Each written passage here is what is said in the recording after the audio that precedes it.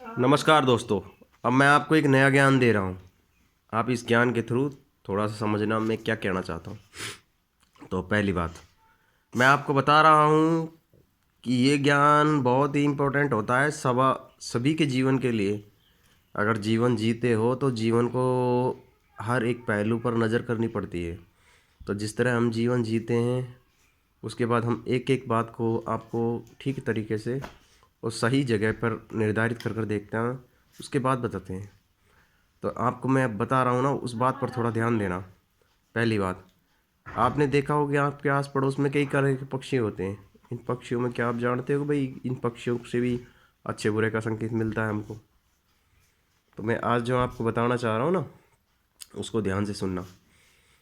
जैसे मान लीजिए हमारे घर में दो तरह के पक्षी हैं, और वैसे है भी इतिहास में यही है कि पहला पक्षी तोता माना गया बढ़िया, और दूसरा पक्षी होता है कबूतर।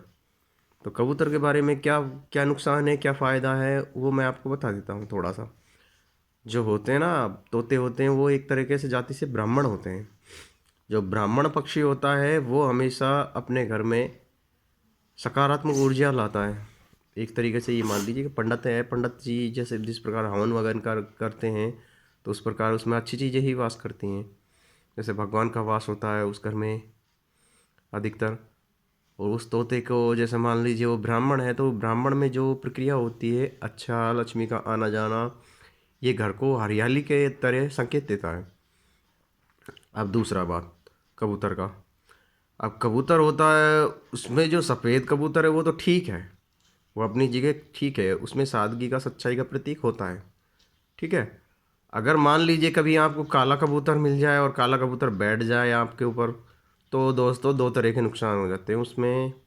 पहला नुकसान, पहली बात मैं आपको बताना चाह रहा हूँ भाई, इसमें जो जैसे लड़कियों के ऊपर बैठ जाता है या लड़के के ऊपर बैठ जाता है, ये मान लीजिए कि भाई लड़की के ऊपर बैठ जाता है तो उसको भी थोड़ा बहुत क्या है संकटों का सामना करना पड़ता है।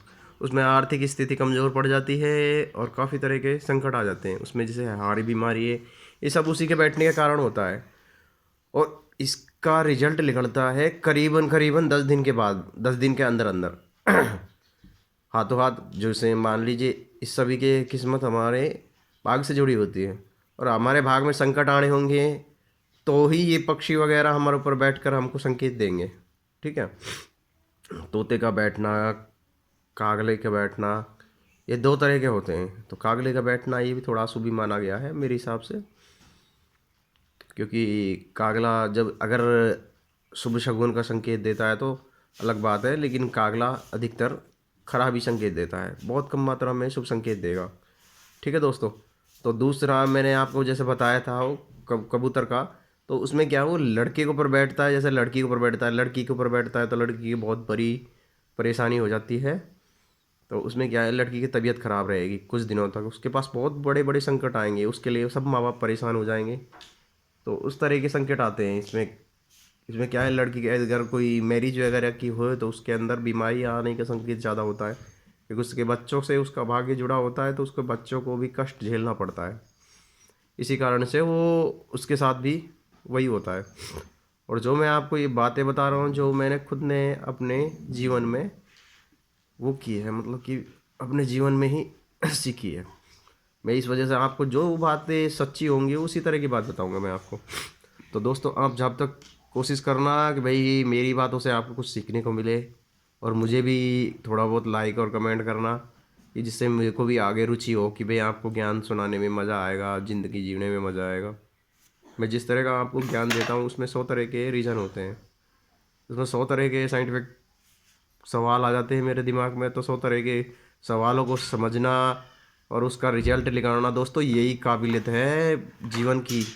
अगर उस जीवन को ठीक तरीके से समझोगे तो उसके अंदर वो काबिलियत हर इंसान के अंदर नहीं होती है, वो जो समझता है उसी के अंदर होती है।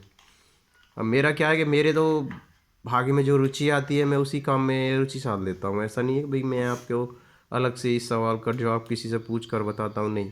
मेरे जो लगभग मैंने संसार में जो रिजल्ट देखे हैं, हकीकत वास्तव में प्रमाण देखे हैं वो है। ठीक है। और मैं आपको वही बात बताऊंगा जो सच्ची है, झूठ वगैरह नहीं बताता मैं आपको। झूठ से ना तो कभी किसी का भला हुआ है ना कभी किसी का होगा, तो मैं आपको असली बात बताऊंगा।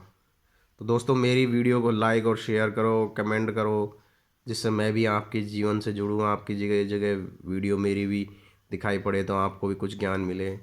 इस तरह की मैं आपको ज्ञान बेवजह ही बांटता रहता हूँ, पर बांटने में थोड़ा सुकून मिलता है कि भाई मैं उस परमात्मा के एक नियम को पूरा कर रहा हूँ कि ज्ञान बांटने से बढ़ता है। इस वजह से मैं आपको ये दो चार बातें बताता ही रहता हूँ। ठीक है दोस्तों, मुझे लाइक करना, कमेंट करना, शेयर करना। Thank you.